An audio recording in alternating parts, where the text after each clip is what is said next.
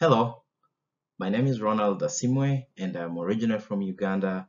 Currently, I'm a doctoral candidate in the Couple Family Therapy program over at Michigan State University. I'm excited to be talking to you about our new family process article entitled Training of Interventionists and Cultural Adaptation Procedures, which is a systematic review of culturally adapted evidence-based parenting programs in Africa. This article was co-authored by five amazing scholars, including myself, who led this team, and three wonderful doctors, Dr. Lekie Dwanyen, Dr. Saila Subramaniam, and Dr. Adrian from the Department of Human Development and Family Studies at Michigan State University, and our wonderful collaborator over in Uganda at Makerere University, a Department of Mental Health and Community Psychology at Makerere University in Kampala, Uganda. Our inspiration for this article came from research that shows that in sub-Saharan Africa, 1 in 7 children and adolescents struggle with a mental, emotional, and behavioral problem, and that 1 in 10 have a specific psychiatric disorder. Our other inspiration was that also there's existing research that suggests that behavioral problems and mental health problems in children below the age of 18 can be effectively treated and in some cases effectively prevented by using evidence-based parenting interventions. So as a result, we've seen a trend in the past 20 years. We've seen a trend of several government and local agencies that work with families in different African countries.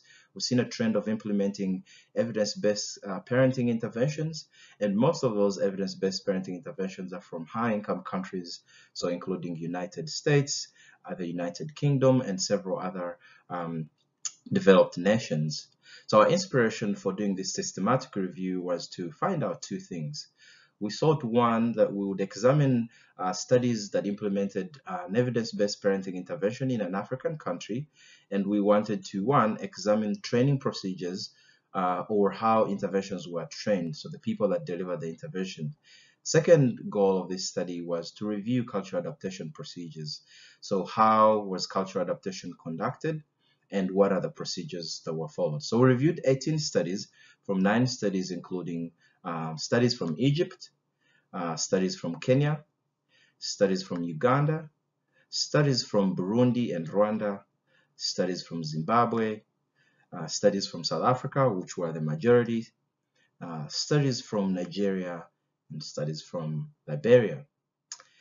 Our article found some interesting our study found some interesting results.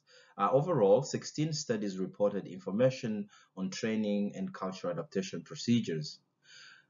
Most of the adaptations were at the language level, so this included translating study protocols, for example, measures that were used to assess various outcomes into the local languages of the community where the intervention was being implemented.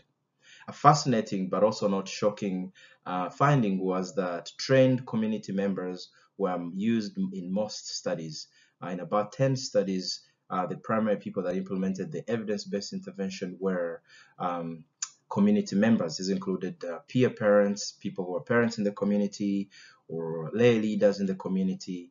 And this finding is not surprising to us because research in evidence-based interventions in low-income countries shows that community members are well trusted. They are people that live in the community, so it contributes to overall program sustainability and program acceptability. We also found that workshops were the most used format, and workshops ranged between 2 hours in most studies to 30 hours a week of training in workshops. Our paper invites researchers and clinicians going to Africa to implement an evidence-based parenting intervention or any other evidence-based program to consider three things.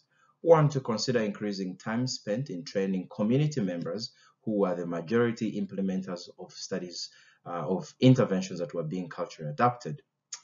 Our paper invites people to interventionists to include positive aspects of parenting in training protocols and other study materials in evidence-based parenting interventions. And finally, considering the history of oppressive regimes, our paper invites researchers and clinicians to consider openly attending to social justice issues as well as issues of sustainability beyond the project timeframe. So I'm very excited about this article, and I look forward to chatting with you about this article. So please send me an email at ronald@msu.edu. I'm excited to hear from you about this important article in the field of family science. Thank you so much.